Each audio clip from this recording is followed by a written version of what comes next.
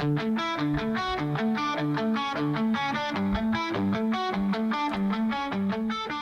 to Pop Monster, a podcast to feed all your pop culture cravings. My name is Sarah, a self-confessed superfan. This show will cover everything from reality TV chaos, nostalgic deep dives, and the latest in music, TV, movies, and books. So let's get into it. And this week, honestly, I've been waiting so long and was really starting to get worried about this series of Love Island. I was doing the usual thing that happens to me every year during the first week when I worry that the season will be a complete flop.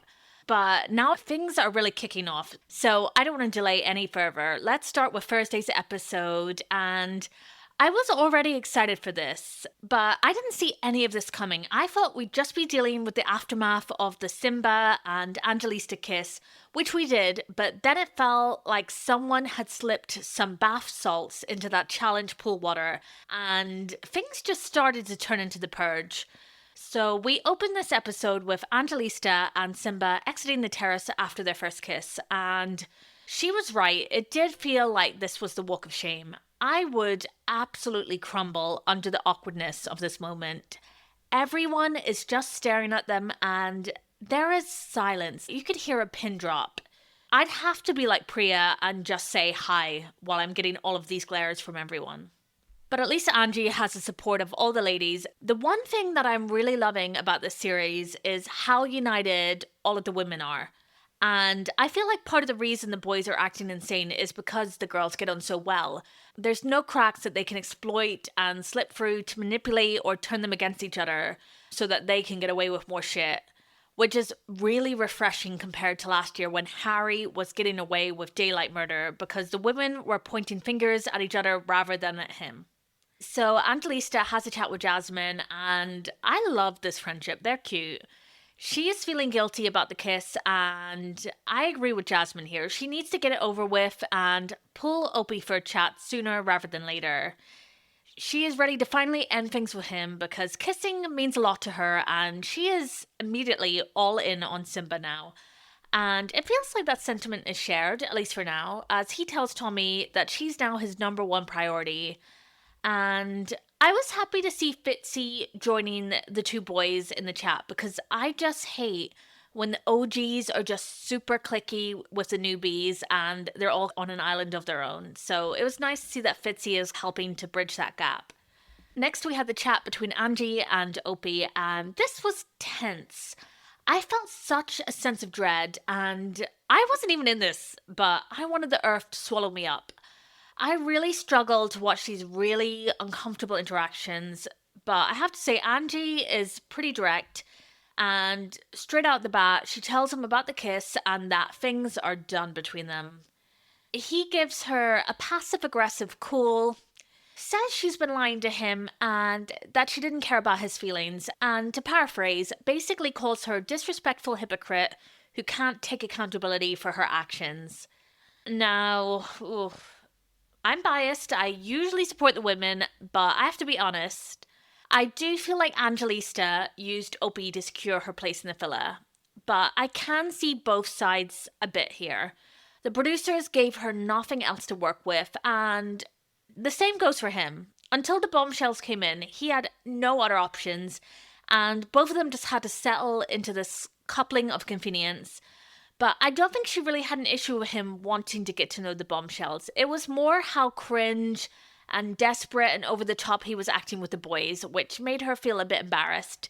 And I can also see why he's hurt, but I don't really know how else she could have communicated it sooner. She told him straight after the kiss, and it seemed like she and Simba had only a couple chats before she was basically all in.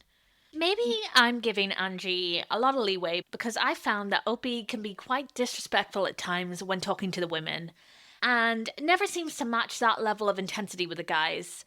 Some red flags were popping up for me in the last few episodes, and I just don't appreciate how he was being condescending and rude to Victoria, Angelista, and Robin. Now, I don't think he's a truly bad guy yet. In this environment, he just has a lot of feelings and needs to express them.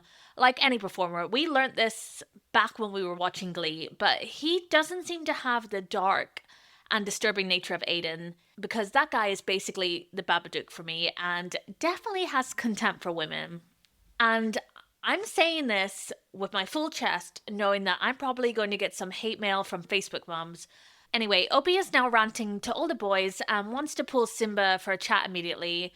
And I appreciated that Simba's issue was him saying bad things about Angie and forgiving her attitude. And in this fight, I think Opie got schooled. Simba tells him that he took the piss, went on a date with 2 girls, tried to have his cake and eat it, and he absolutely finishes him with the line, "You had 2 girls and now you have none." I really do think that Simba was trying to keep this civil, and I agree with him that he and Angie just fight better. I died when he said it wasn't even a looks thing, and Opie said of course not because he's a 10 out of 10. I'll be honest, Simba is a lot hotter. And no disrespect to Opie, because the only guys I consider handsome in this villa are Lorenzo, Samraj, Simba, and I think that would have to be it. But I do think that having a good personality and being funny can really add to someone's appeal. But unfortunately, a lot of the men have shitty personalities too. I will say about this Opie-Simba interaction that they resolve things pretty quickly, which tracks with Opie only being able to step up to women. Now, I did love that Simba was being protective of Evangelista, but it did feel like he had to kiss the ring of the OG and pander to Opie's ego as the big brother figure. I guess that was probably Simba trying to de-escalate the situation. Then, this killed me, and I have to say that hands down, I am finding the funniest villager to be Priya. She has just had me cracking up. After watching this whole exchange, she is just so deadpan and telling Angie that she rates Simba so much and she thinks that she should marry him. She's sold. Moving on, Lorenzo pulls Priya for a chat and tells her that Yaz is number 1, she's number 2, and Jasmine is out of the picture. And yet again, I love Priya. She's just on one and says, well, you're not pursuing Jasmine because she doesn't want you. And Lorenzo, he's a self-aware king. He has to agree with that statement. This guy is such a weirdo at times. It's very odd to be ranking the women right to their faces. If Yaz is really your number 1, then just end things with Priya. You don't have to be giving performance reviews and basically saying there's room for improvement. Bless her though, she really lets this rejection just roll straight off her back. Probably because, like most of us, she doesn't take Lorenzo seriously as a person, and I really hope they send someone in for her, but we know this girl, she will not hesitate to steal anyone's man. Also, sidebar, because I just have to say that the messiest people in all of Love Island are the producers. How dare they play that Homewrecker song by Somber when Angie and the girls are getting ready for bed? They're such trolls. Alright, it's the next morning, and Opie's new plan of attack is to move towards Victoria. Yeah, good luck with that. She definitely has the ick after how he acted towards her, and I don't blame her. That ship has sailed. In the words of Maya Angelou, when someone shows you who they are, believe them, and yeah, I don't think there's any going back for these two. Then we see the brothers Murphy talk about Lorenzo and how he's a free agent in the villa who doesn't know what he wants, and I mean, I can't criticize that, they're not wrong, but it's clear that particularly with Aiden, Lorenzo has got really under his skin, whilst I don't think Lorenzo thinks about him at all. And I'm still having trouble telling whether Aiden is just really, really into Yaz or is feeling threatened by this love triangle with Lorenzo, and he's not even hiding his jealousy. And Lorenzo has pretty privilege. He doesn't even have to try, and the women are always going to be more interested in him than Aiden. We've seen this time and time again. That face card doesn't lie. Then we hear Caven say that Jazz is so sexy, but they're both just overthinking their situations.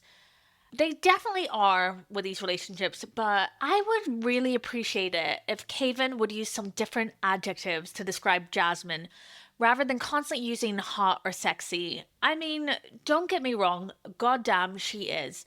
But it feels objectifying when those are the only positive attributes he talks about, and maybe I'm projecting something here, but it just doesn't seem like he sees her as a person beyond her looks.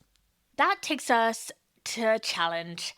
Something I and a lot of the audience have been begging for. And yes, I did get nightmares after watching this episode, and my blood pressure was through the roof, but honestly, looking back, it was all worth it. The It's Not That Deep challenge somehow triggered both World War III and shook up this whole villa. There is no love on this island anymore, and bless them because they were all so excited to go have fun and get out of the villa, and they had no idea what fresh hell was about to come from this fairly standard game. So each islander had to try to sexily slide into the pool, grab a cocktail at the bar which has a juicy tidbit, then throw it in the face of the villager who they think it applies to. And they did try to kick things off with a softball, with Yasmin being asked which boy puts money as the least important value to him in a relationship. The answer is, of course, our resident good boy and production favourite Fitzy. Like JLo, his love don't cost a thing, and I died when they started playing Whoop Whoop, It's the Sound of the Police, when Lola was grabbing and shaking her titties. Honestly, why doesn't Love Island have a cabinet full of BAFTAs? I really need more people to recognise the effort it takes to match a different sexy song to each villager. Playing Womanizer by Britney Spears for Lorenzo was a stroke of genius. Lola's asked which guy was caught texting another girl while in a relationship and also slept with someone else when they were on a break, Ross Geller style. She throws her drink at Simba, and this poor guy was at the receiving end of several drinks. It ended up being about Aiden, which, in hindsight, really highlights the nerve of this man to be acting all high and mighty later that evening. And when this is revealed, he doesn't even provide an explanation for this and says he has a bad memory. I needed Lola to take him into interrogation and waterboard him in that paddling pool until he spilled the beans. And I'm not going to go through everyone's turn in this game, just the ones that are relevant for the carnage that kicks off later this evening. Now, things start taking a turn for the worse when Angelista has to pick the guy whose nightmare partner is someone who loves attention. It ends up being Caven, which rubs Jasmine the wrong way because we know that girl loves attention. He does try to soften the blow by saying that he meant it more like someone who gets involved in other people's situation. And Jasmine couldn't be more unapologetic when she says that, yes, she does. She will stick her oar in anywhere, and I guess she owns it. I have to say that I think throughout this challenge, both Jasmine and Caven could have handled things better, but otherwise, I am standing behind everything else that Jasmine did. With these two, I feel like Jasmine was getting a bit defensive with him, and it felt like at times she was trying to push him away. Perhaps she's a self-sabotager, and with Caven, he needs to distance himself from some of his brother's laddie behaviour. And yeah, I just don't need him to be doing little whispers like a child. I needed him to stand on his own 2 feet and not get involved in the gruesome twosomes, aka Aiden and Opie's bullshit. Next, it's Victoria's turn, and she has to identify the boy who has slept with 11 girls but only remembers 3 of their names. And she gets it in one when she throws it on Lorenzo. Now, I do think that Lorenzo gets away with a lot because of his looks and his charms. He says that when he sleeps around, he likes to sleep with 10s out of 10, and only remembers the ones that were situationships. Now, Jasmine takes offense at the statement, as she thinks it's not respectful and it's treating these women like they're just a body, which is fair, and Priya says that she keeps a notes app to remember people out of respect, which makes Lorenzo and Samraj start harping on about hypocrisy and how they just can't win with the women because it would be terrible if the situation was reversed and they kept a note on all the women they slept with. And I'll be honest, I am not here for men's rights. This was the first strike against Samraj, and I have never seen a quicker fall from grace. He was my favourite, and my natural gut instinct was yet again absolute garbage. This guy is now circling the drain. Alright, next up is Jasmine, and somehow this becomes one of our biggest hot topic issues. Everything in this game is being really deeped by some of the boys. She gets a card saying which boy's friends would describe him as having a wandering eye, and she picks Simba, which is correct. So Jasmine says that that's not necessarily a bad thing, as long as you don't act on it. And I think she was just trying to be soft on the newbie. But this triggers Samraj to act like a little bitch again because he thinks that the girls are being immature. I just need him to get off his high horse. And Opie says they're inconsistent because he was destroyed for looking at other women. Yeah, I don't remember him only looking, and bear in mind that we just learned that his secret was cheating on his partner with a girl from work. Yeah, your eyes aren't the only things wandering, bro. And I still don't get how this got twisted into a double standard thing for women versus men when it was said about Simba, another man in the villa. I think he's just jealous because everyone likes and fancies Simba more. Honestly, that's probably because Simba isn't talking down to all of the women. On Lorenzo's go, he's asked which girl thinks it's okay to lie about her body count, and he correctly guesses that it's Jasmine. He knows this woman. She explains that it's because she doesn't want to know her partner's either, and that she'd be turned off if it was too high and think they couldn't get girls if it was too low. Now, that is harsh, but before she'd even said that, we did hear Tommy say that a girl would only lie if it was high, and she would be proud if it was low, so everyone is talking absolute shit during this challenge, and all of the boys agreed with Tommy's statement. Anyway, what she says bothers Caven, who is whispering and bitching because he has a low body count, and he needs to calm down. He is only 21. Poor Jasmine looks absolutely miserable at this point, and she doesn't appreciate all these side comments from her partner.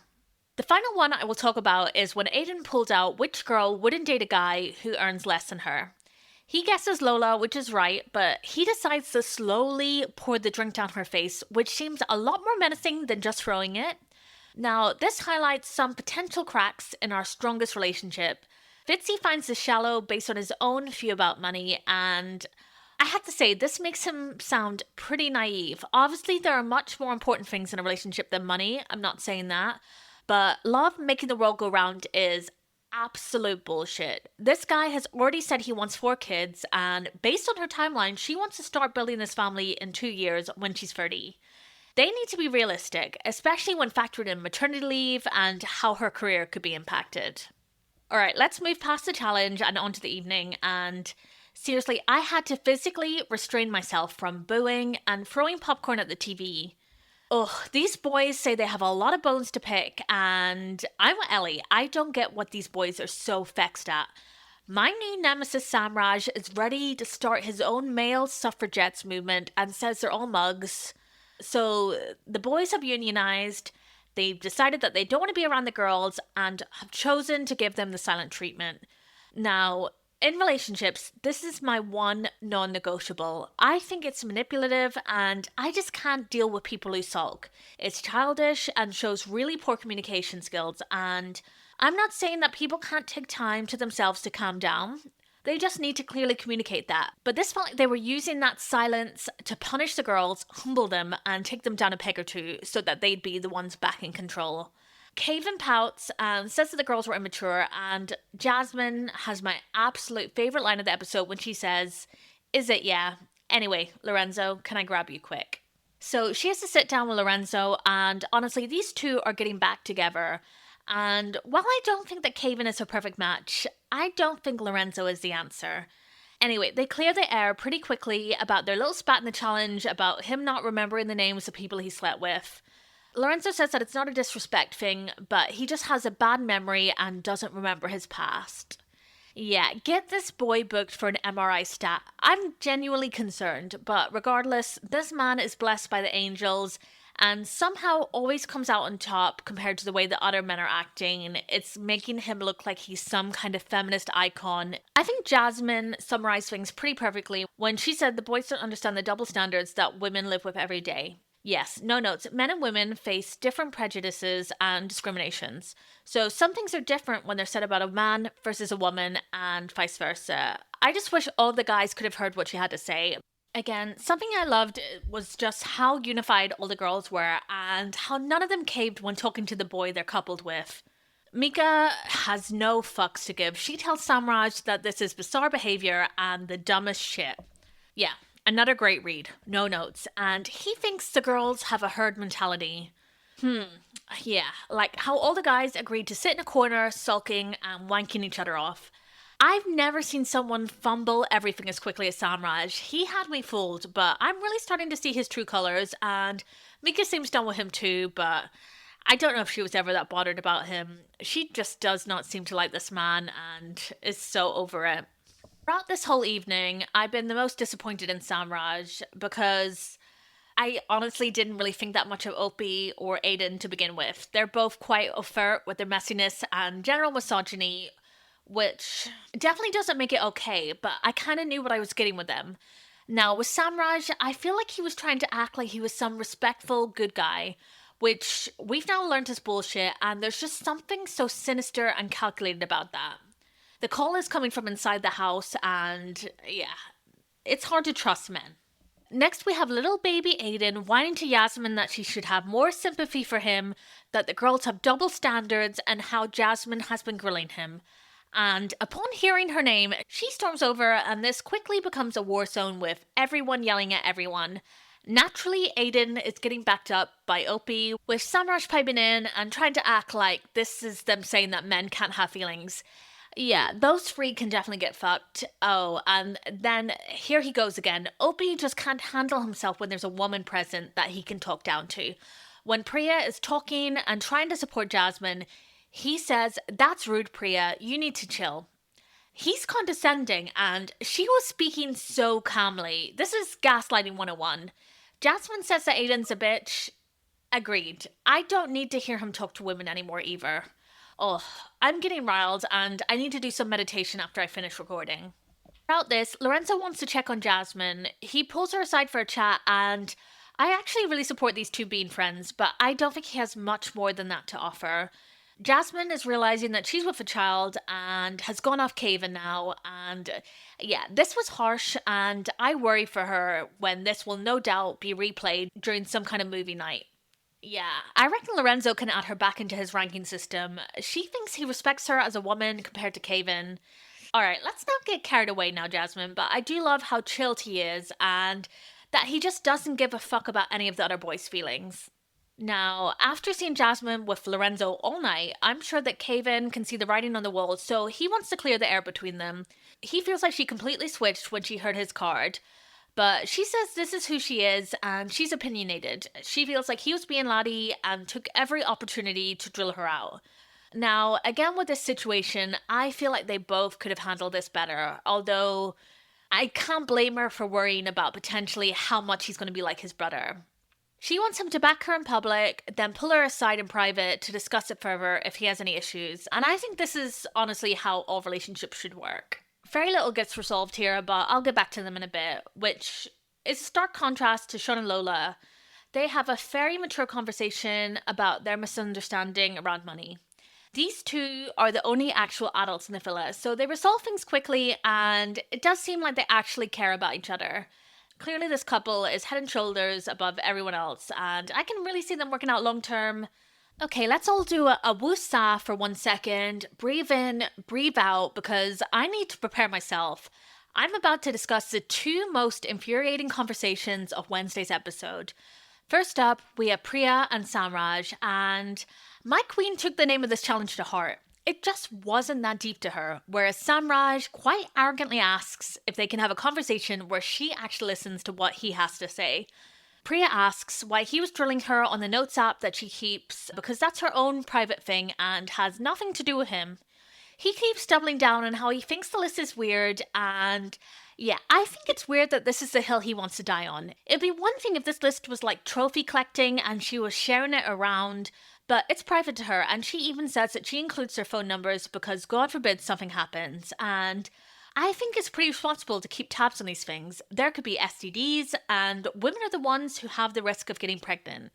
I think that this is another double standard that men don't even have to consider these things. He apologizes, but it's clearly fake, like, I'm just learning he is. She didn't appreciate him continuing to dig at her about it and embarrassing her in front of everyone. He says that he didn't do that, but she pulls out the Uno reverse and tells him that he apologized, so must know that he's in the wrong. Things take an even worse turn when he says that she's backtracking and that she's embarrassing. In response, she tells him to fuck off, and he storms off acting like he's the victim of some harrowing attack. Yeah, she's right, he's a melt, and I think she showed restraint. I probably would have said worse if I had some man calling me embarrassing. Then we have to deal with Aiden pulling Jasmine for a chat, and the audacity and the nerve of this man.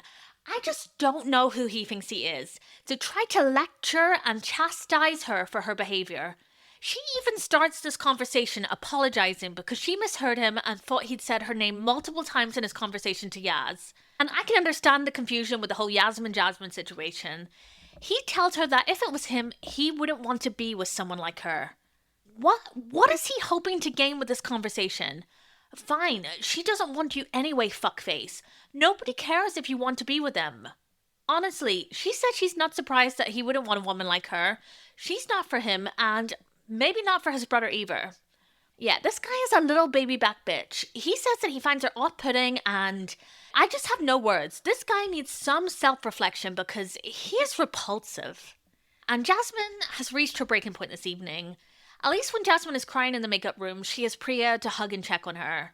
I'm so glad that they have each other. That whole conversation with Aiden was just so unnecessary. Even the other boys don't want to co-sign his actions, and this guy can't even show remorse. Meanwhile, Kamen is so pissed off that his brother decided to do that, and I feel exhausted on his behalf because he is a younger brother, but he is definitely his brother's keeper. You just know that their family always told him to take care of his big brother Aiden. He is clearly used to trying to keep him in line, and it's really reminding me of Chuck and Jimmy on Better Call Saul or the brothers in Of Mice and Men. Thank you, English GCSE. And honestly, Kaven's biggest enemy and saboteur in this filler is his brother. I don't know whether it's intentional, but on at least a subconscious level, Aiden is definitely threatened by how his brother is better looking, a lot more calm, and a lot more put together. He just needs to back off and stop trying to control him and interfere with his relationships. We saw it first with him pushing his brother towards Jasmine and trying to poison the well between him and Ellie, which I think was for purely selfish reasons, because he wanted Ellie to be an option for him again.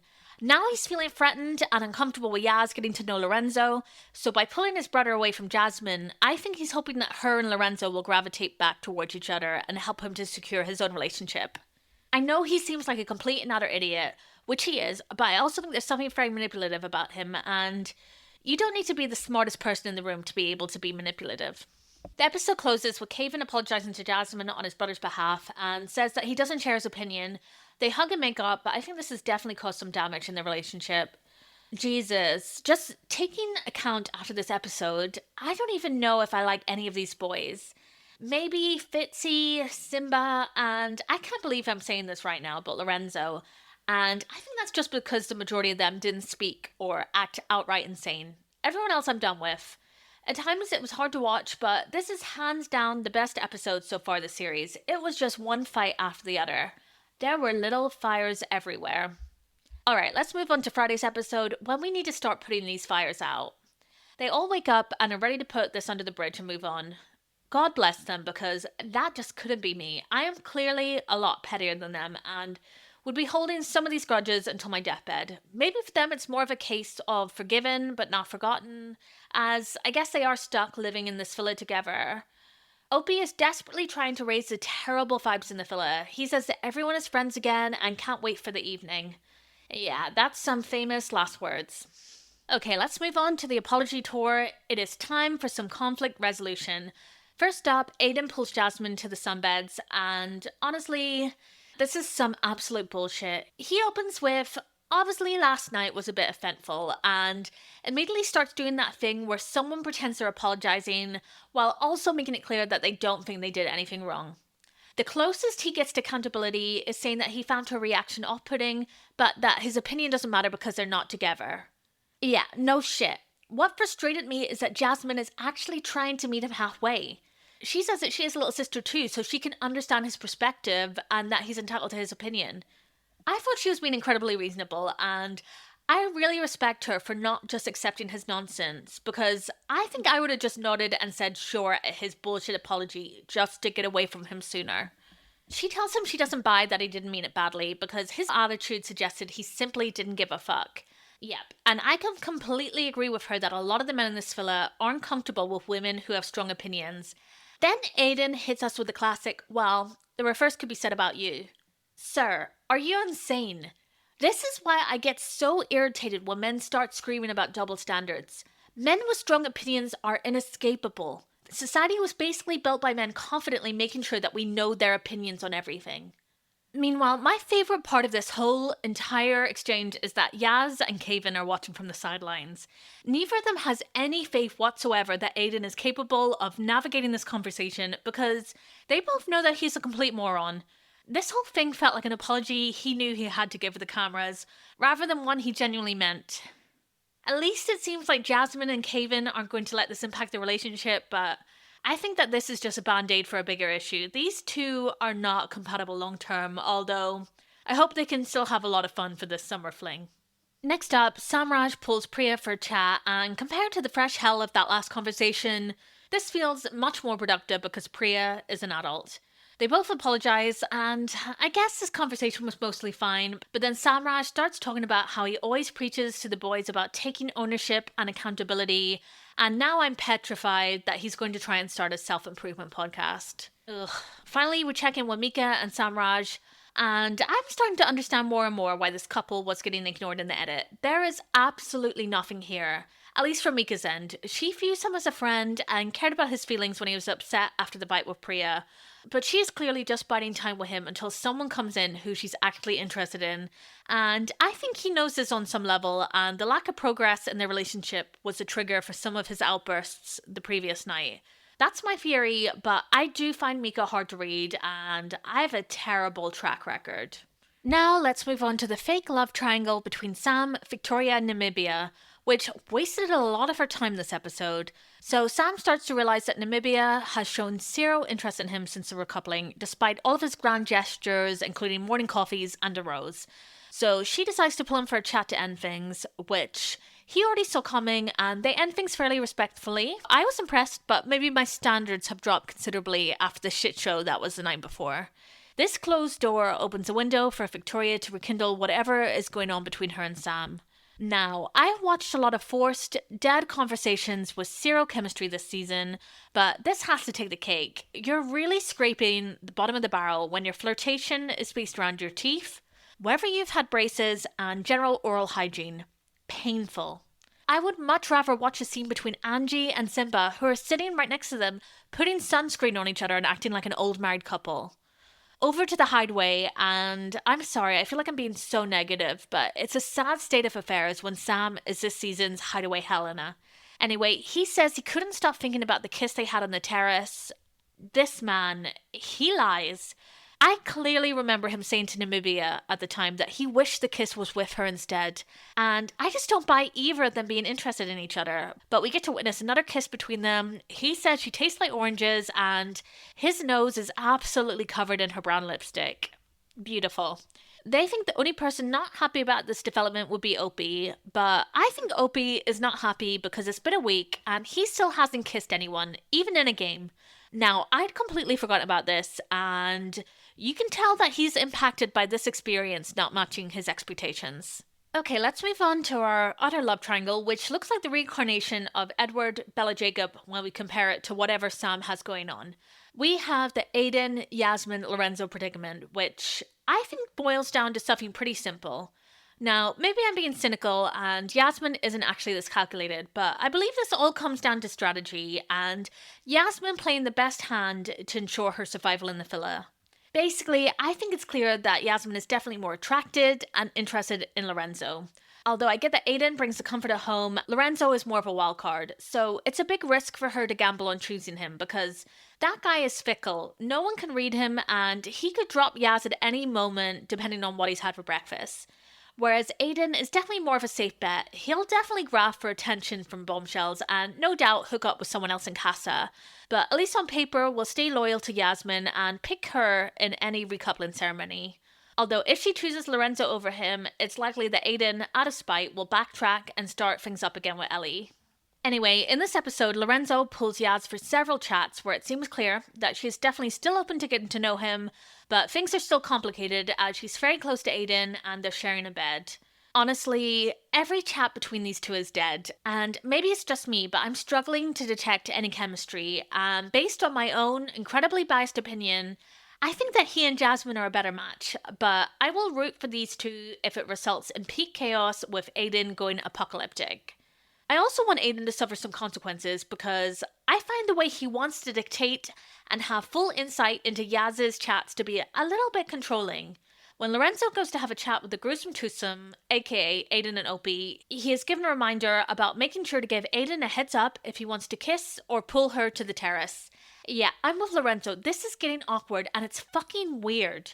Does he really have to do this every time and before a kiss? I just know that Aiden is going to put an air tag on this woman. It's too much. He just needs to know that they're talking and she's open. That's it. It doesn't need to be micromanaged any further. But that is not the case. Aiden is clearly in panic mode and is throwing everything at Yaz to ensure that she doesn't jump ship. He makes it clear that all of his eggs are in her basket, well, until any new bombshell comes in. That's all he can commit to, but he's doing that thing where he's making jokes, but they're not really jokes. Like, teehee, well, I guess you'll keep chatting with Lorenzo, at least until you bid him off for me. Yeah, it's not helping to disguise his insecurity, and he's just desperately staring at her whenever she has a chat with Lorenzo. I will say that this is the most effort we've seen Lorenzo put in so far. He gives her lots of compliments about her bum, eyes, hair, outfit, and he has come so far since his promiscuous, sassy bitch days, but this man can get away with murder because of his dimples. She just wants to have more meaningful conversations with him, and I will say he delivers, at least based on the Love Island standard for a meaningful conversation. He says that he hasn't settled down because he's so fussy and he hasn't found what he's looking for yet. He says that she's the closest to what he wants in this villa. Charming. So basically, he'll drop her in a second if his 10 comes in. Yaz admits that she's most attracted to Lorenzo, but Aiden is her usual type. And I need her to stop talking about how much her mum would fancy him. It's weird, and these two together do nothing for me, but I want to see it happen out of spite, and I did feel like they were going to have a kiss for a moment. Okay, I will say that these two love triangles dominated a lot of the screen time for this episode, so we didn't get a lot of time to focus on any of the other couples. We did get to see a little bit of an insight into Ellie and Tommy, and I just don't know what to think about them. This guy, he has given me nothing, and I do tune out sometimes when he's speaking. They say that they like their conversations because they just talk shite, which is a very Scottish and Newcastle thing. I think this is another case where the woman can do better, but maybe the guy is good enough for right now. Alright, let's fast forward because we get another game. Praise be.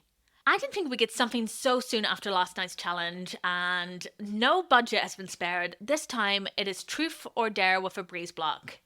Yeah, literally, they've just shoved cards in a breeze block. They could have at least recycled what they did last time where they just put a load of Google Pixel phones in a box. Anyway, some highlights are Fitzy giving a lap dance to Lola. We get some foreshadowing when Tommy snugs the Islander he thinks would be a better kisser than his partner, and he chooses Namibia, which surprised me because I thought it would be Priya because I hadn't ever seen him talk to Namibia before. Mika says that other than her partner, that Simba would be the best in bed because he's smooth and confident and has some aura. And Samraj is clearly annoyed by this. He tells her that that was alright, and who asked you? Mika just needs to end things already because we see later Samraj is asked to chat seductively to her and it was horrible and she looked even more turned off by this man. We also get to see some other indications of where people's interests lie. When Jasmine is asked to kiss the neck of the Islander she's most attracted to besides her partner, she picks Simba. Kaven seductively sucks Priya's lip. Opie also picks Priya and does a slow trail of kisses from her lips to her stomach. And this couldn't be me. I couldn't let him do this after he told me to chill yesterday. But Priya is definitely quite popular in this game. And when it's her turn to get to pick and snog someone for 10 seconds who isn't her partner, she picks Tommy, and I was here for it. Let this girl play the field. We also see some potential cracks in the foundation between Simba and Angelista. When he is dared to snog the Islander he finds most attractive other than his partner, and chooses to make out with Mika. And Angie is feeling disrespected by this kiss, and I will always support my girls, but I just really don't get what she wanted him to do in this scenario. And at this point, how long have they even been together? Like 1-2 days? Anyway, things really take a turn for the worst. Jasmine has to pick the Islander she thinks is here for clout, and she picks Opie due to him losing his head, being quick to apologize, and then running it back and doing the same shit over and over again. And he rightfully points out the hypocrisy because Jasmine is also a bit of a hothead. I have to say that Kaven really listens and he does really try to have her back. honestly, I swear it's this question every year that always sets everyone off. And we all just have to admit that all of these people are here for clout. It's just an added bonus if they fall in love or hook up with many people along the way. When it's Opie's turn, he says that Victoria is playing the biggest game because he heard that she said that he was a number one and then apparently said the exact same thing to Sam. And this is awkward because she just straight up denies this, and I believe her. She asks him and the whole group who said that because it didn't happen, and absolutely nobody fesses up. She could have handled this in a more flawless way. And then when it's her turn, she's asked to say one red flag about her current partner. She says that he's a bit of a liar and an exaggerator, which of course triggers him to say his usual catchphrase where he asks if he can speak. And he also says that Victoria is interrupting when she isn't. And Jasmine, of course, can't help but get involved. She says he's chatting rude and acting vexed, and Mika has her back. He's raging, and it's obvious that none of the girls are a fan of Opie, and he's just never going to get on with Jasmine because these two are kind of two sides of the same coin. They're both reactive and argumentative, so they're just going to keep butting heads. And nobody will ever look good fighting with Victoria because this woman constantly remains monotone and chill. You just cannot provoke an emotion out of this stoic queen. Which takes us to Namibia's turn, where everyone is tasked with ranking the couples from strongest to weakest. And I think we can all see where this is going. So from top to bottom, we start with Lola and Fitzy, obviously strongest couple. Then we have Kaven and Jasmine, Aiden and Yasmin, Mika and Samraj, Simba and Angelista, Tommy and Ellie, Lorenzo and Priya, Namibia and Sam, and Opie and Victoria, which results in them being dumped from the island. And the Islanders were also hyper aware that this was going to result in a dump-in because we saw quite a lot of debate between Opie and Sam because they both knew that the bottom person was going to be going home. Sam saw the writing on the wall and was clearly willing to sacrifice Victoria to save himself. And honestly, I do think that the weakest connection is between Opie and Victoria. They do not care for each other. But the two of them definitely were adding a lot more to the filler than Sam and Namibia. Now, this dumping triggers a temper tantrum, which is something that we haven't seen in a while, actually.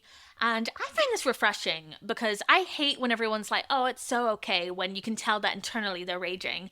So I respect that Opie was just letting it all out there. And this guy knew that it was going to be a dumping. He says that he fucking knew it. He just keeps yelling fuck's sake and he's just raging and storms off.